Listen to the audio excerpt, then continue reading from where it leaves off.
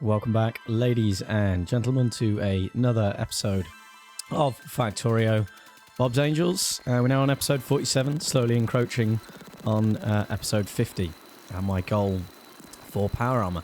And yeah, it's getting pretty close. It goes fairly well in this episode.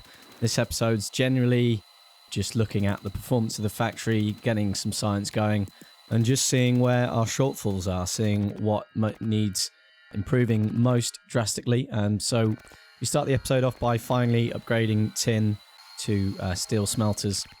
I will go to electric smelters soon, but only once I'm happy that power's not going to be an issue. I mean, we're getting fairly ahead on solar and accumulator placement. I think we're still averaging around 50% accumulator power once daylight comes around, but I just know that as soon as we hit a certain point in the factory, it's the power usage is just going to absolutely skyrocket. So I want to be very careful there. But yeah, we start off by setting up a load of research, one of which being power armor. It's one of the first ones we do. It's so close. So I think as we're on episode 47, there's a good chance we can get into the Bob's power armor, maybe even the second tier of Bob's power armor, because the better armor I have for episode 50, the better the episode's going to go. And to be honest, with the basic vanilla power armor, I don't think I'm going to be able to do it with that. It's just not going to be able to house enough shields. So we have the tin and the iron belts upgraded a bit, and also the underground belt halfway through the iron smelting. It's not really going to mean much now, but once we start beaconing it and getting modules in there, it's going to make a lot more sense to have that in there. We also get the greenhouse production in the bot area, because one of the things we're going to be doing this episode is upgrading our wood production. At the end of last episode, we noticed that the warehouse buffer for wood, which has been full for a long time, was virtually empty, and it is now completely empty. It's passing wood straight back out again, and we're having a serious issue with resin production, wooden boards production, and phenolic board production, which is having a huge effect on all of the circuit productivity. So we start by doubling up our greenhouse production, but we'll need to massively increase it more than that. One extra row isn't going to be enough. We just see how easy it is to expand, and it is very easy. And I actually add another one. I thought I just did one at the start, but it looks like we do two. We do some more later on, because I'm reluctant to go to fertilized wood production because it's using petroleum gas, which is massively in use at the moment for plastic. Plastic is another one of our shortfalls at the moment, but that's another subject for this episode. We have a look at improving that as well. So we get 2 rows of wood production in. We get all the filters in the loaders this time. We've got the greenhouses being made so they can be done as the factory does so. So we just stick around and collect some wood just to buffer the system. Doesn't need too much to get running, but the more we add now, the quicker it will get the full row running. And they're not very long rows. Usually I have a lot longer rows. So we passed by the oil production area on our way here, and I noticed that heavy oil is maxed out and it had stopped most of the refineries from running. So while we were there, we requested some new chemical plants. And while we're looking around here at some of the shortfalls, one of which is aluminium, we also request some more electrolyzers to get those upgraded. And by the time we've done all that, we have the new chemical plants. I also noticed that thermal water is completely low. We've got no lithium production going on, so clearly our thermal water area is not bringing in anywhere near enough thermal water.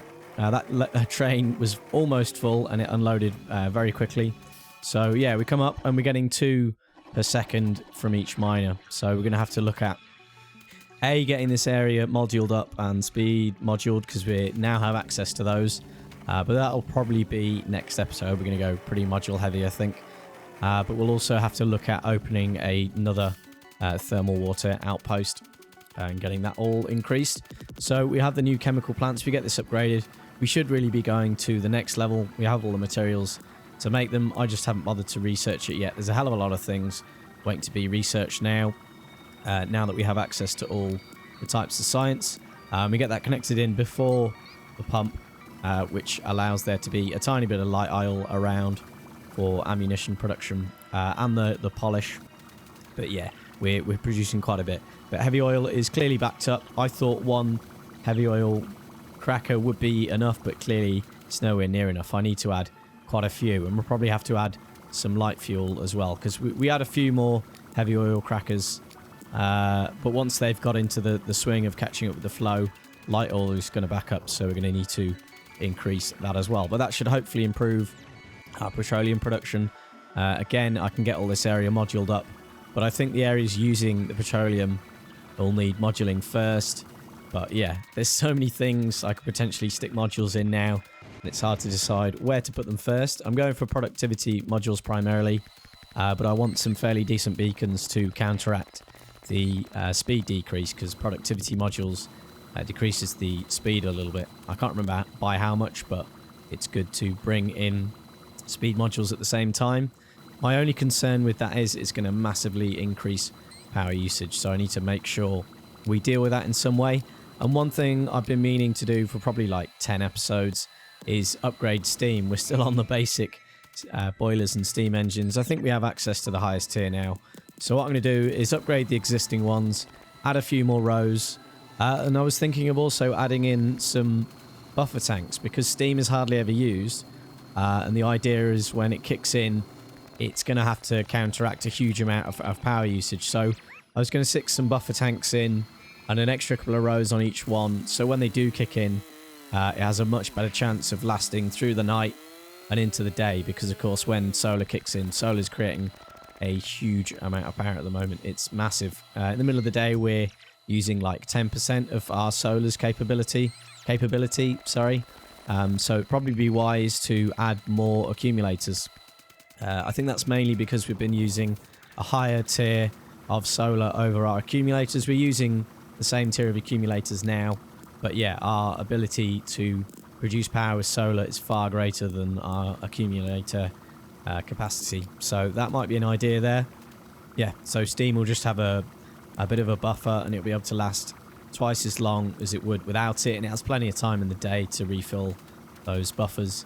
I know that idea is really good. It's kind of like a liquid accumulator for early game, and it doesn't work so well late game, but it still works. You know, it still has some level of functionality. So I'm going to look at doing that very soon, probably while we're waiting for stuff to be researched for power armor, because I want to get the best shields we can, the best reactors that we possibly can with the materials we currently have available. I know I need to do tungsten and nitinol next. I just don't know if I'm going to do that before episode 50. We'll see how it goes, but that will give me access to a pretty high tier of power armor if we have those materials.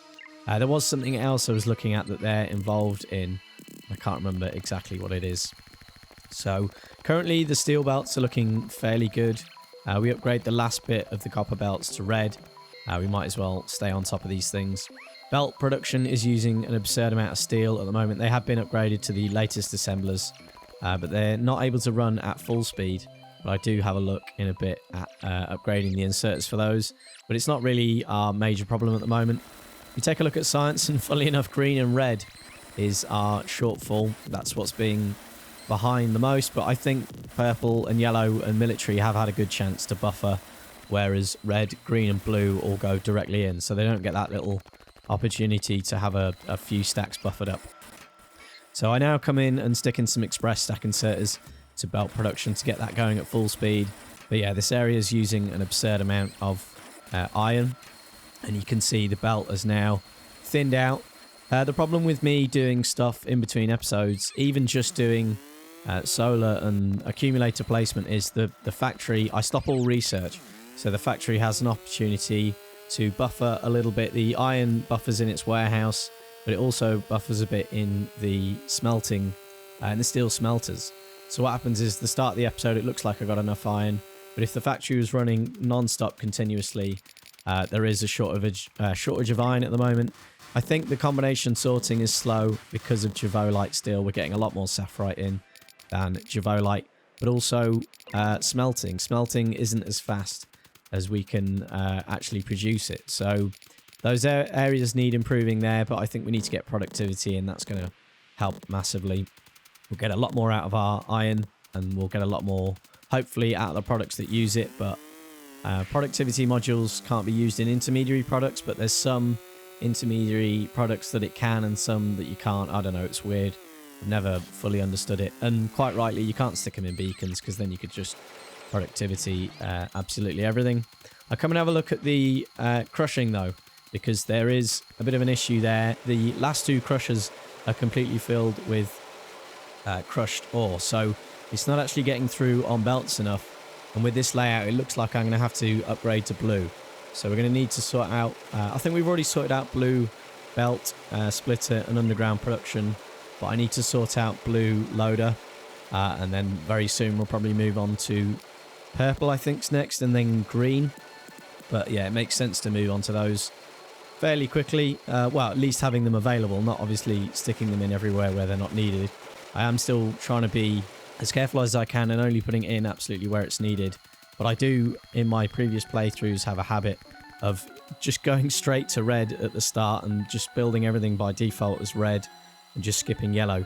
But I've not done that for this series because the problem with doing that is it uses an absurd amount of iron. And I've done death worlds with low mineral richness and small patches, and I went straight for red, and it was a nightmare to get those first non-starting patches opened up. But it's kind of my idea for my next Factorio series.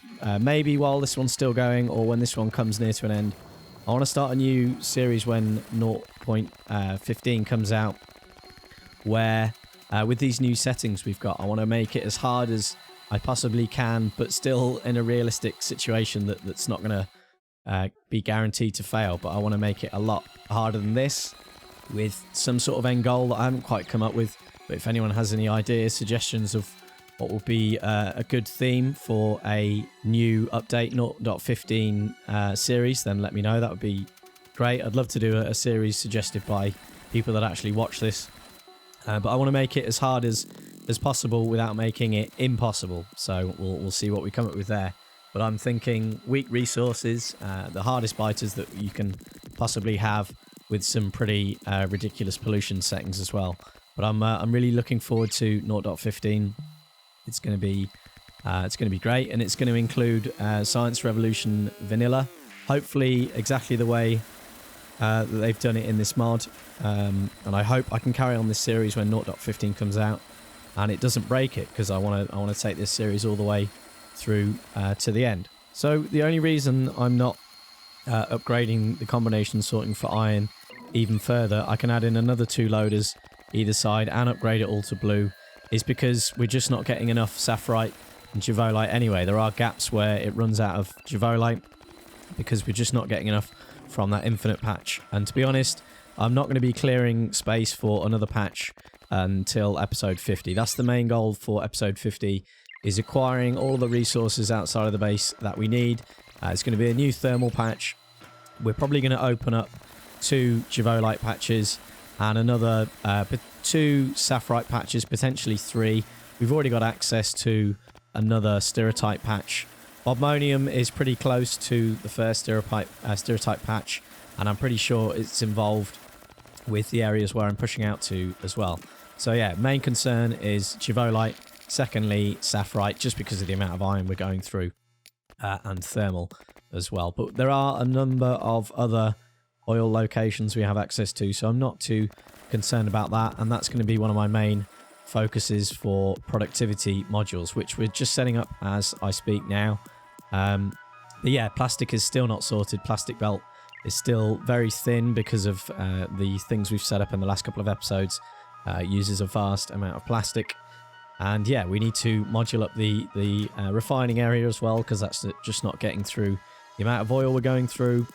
But yeah, productivity, very important for me, just because it makes our usage of resources a lot more efficient. So I kind of mess around here making blueprints for a sort of basic module layout where they only feed into one provider chest, because I'm just going to have 2 assemblers, and we're going to stick beacons and modules around them. I do look at researching beacons this episode, but I don't start placing any of the basic ones. I'll probably want to get to the Mark II ones, maybe even Mark III, because we have the materials to produce them, and there's no point in putting out the lower tier ones if I can upgrade them very soon. And again, the resources coming in doesn't really justify it. But yeah, productivity is our main concern. So we've got up to productivity modules 2 there. I'll probably go in twos. We'll go 2, 4, you know, so on and so forth. I don't think we can make 3 and 4 yet. We need to do the modular logic boards. And we can see on oil train they're using the waiting area, which is lovely to see. I'm glad that wasn't a waste of time, because we're probably going to end up with yet another oil train. If they all come at the same time, it can deal with one train unloading while another 2 waits. And I hope that's enough, and if it's not, we can add even more waiting to it. And I hope thermal doesn't need a waiting area putting in, because it won't fit in at the moment. I'd have to go and add that in. So I come and look at the new wood production area, and I hadn't done the filters correctly, so it was just passing wood around, and I hadn't given any wood to the sapling assemblers. So we get that all up and running. We come back and have another look at aluminum to see how it's running now we've upgraded it, and there's not enough alumina coming in, but it's nearly getting to the end, so I just add in 2 more. If 4 can feed a good 2/3 or 3/4 of that row of aluminium production, then 2 more chemical furnaces should be enough. I'm not done automatic chemical furnace production in the factory because I want to just do the multi-purpose furnace, but that does use tungsten, so I will need to get that set up for that, and I'm not planning on doing that right away. So I realised we can't do speed modules 3 because I haven't added module mainboards to the requester chests for the module science. I know I just need to go and stick it in the requester. I realise that now, but I can't control past me back in time and get him to go and do it. But yeah, I will get that added at some point. We also had the first mark of power armor produced. I can't remember exactly where in the episode it was. I don't think it was too long ago. I was too busy talking about something else. But we now are donning the first mark of power armor. But no, I want to get to Mark 2 and possibly even Mark 3 for episode 50. Mark 3 is going to require us to do alien science, which literally it'll take like a quarter of an episode to get set up, so I'm not too worried about that. I've had a look at the products we need to craft it, and I pretty much have everything available for that as well, so I'm kind of concentrating on just getting there at the moment, and also doing a bit of worker robot speed at the moment, because I've decided I am going to skip robots Mark 3 and we're just going to go straight for Mark 4. So once they become available and we get a few in the system, I'll run around with some filter inserters and we'll start pulling out of all the Mark 2s out of the system, but only once we have enough to run the system that's already here. And to be honest, when that comes around, that'll be about when I decide to rebuild the logic production area. But yeah, this is the point. I have a look at what materials are required. To be honest, we're not too far off for it. So yeah, I decide that we're going to go straight for it. For example, CPU, we already have all the materials required to build that. I just literally need to lay it out, which won't take very long. It's just not really required until after episode 50. So until we clear biters past the resource, you'll just have to bear with the slight lack of iron coming through.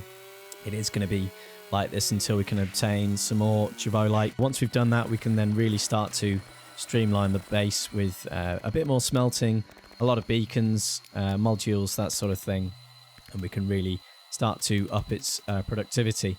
I randomly decide to upgrade certain belts that aren't necessarily really going to make things any better, but it's just kind of passing the time while we wait for wood production to increase, because that is kind of one of our big shortfalls at the moment, as well as iron. But yeah, so this is episode 47. We've got the foundation for what we need for episode 50. The next 2 episodes are going to consist of me basically making sure I've got all the shields, reactors and everything I need to power the power armor, but it's also going to be getting there on the research, because we need to set up alien science to actually obtain it. We're also going to need the module logic boards to get to the modules required to produce it and actually research it. I think it might just be to produce the modules for it. Another issue I can see is electronic processing boards. If we want anything, any decent equipment in it, like I think the reactor Mark II needs electronic processing boards, and something like Shields Mark III, they need electronic processing boards to be created. I have all the materials to create those. I just need to lay the area out. So if I do go for that and manage to achieve it within the next 2 episodes, then we'll have some pretty decent equipment for it. And if I'm going to do that, then I believe it means we can get all the way to the Mark IV power armor, maybe even Mark V. I can't remember what is exactly involved in the Mark V power armor, but Mark V might be pushing it a little bit. But yeah, hopefully we can have some pretty decent equipment for episode 50, depending on what we can get through. And then the episodes after 50 are going to be getting the rest of the research done, streamlining the factory, and getting towards launching rockets.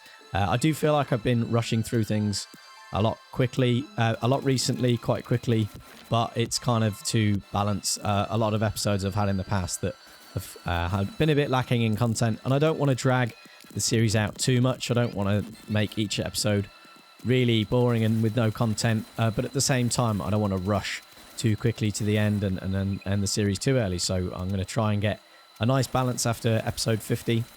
But yeah, having the power armor is going to make such a huge difference. And a massive thank you to Zombie for pointing out the module for automatically marking out objects on the floor. That's going to help me out massively with clearing up all the alien artifacts once I have a personal Roboport. I believe we researched that this episode, and I may even produced it and randomly just stuck it in my power armor just so I understand how it works. Yeah, I think I just saw it in my inventory there. So like in the last 5 minutes, I think I picked it up and just took a look at it. But yeah, we're going to be getting beacons done maybe in the next 2 episodes, although I don't think I'm going to have time. I think that might be something we're going to do after episode 50, because we're going to have to upgrade power. We're going to have to do a whole load of things to go in line with that. So that's my main excuse for avoiding that at the moment, because I don't want to ruin our defenses. And after episode 50, I'll hopefully have achieved all the pushing out I want to do to have a full 360-degree circumference of permanent defenses that will require no attendance from myself, so long as they don't get absurdly overwhelmed. So I'll literally be able to just spend all my time in the factory so long as we have access to enough resources. So yeah, there's going to be plenty of content coming in the next load of episodes, and biter slaying is going to no longer include turret creeping, which I'm extremely happy about, because I was never a big fan of it to begin with, but it was kind of a necessity for this series. So yeah, it's going to bring a whole new dynamic to getting rid of those nasty bastards. Excuse my French. But that's going to be all we have time for this episode.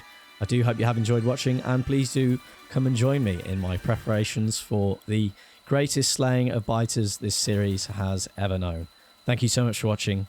Bye bye.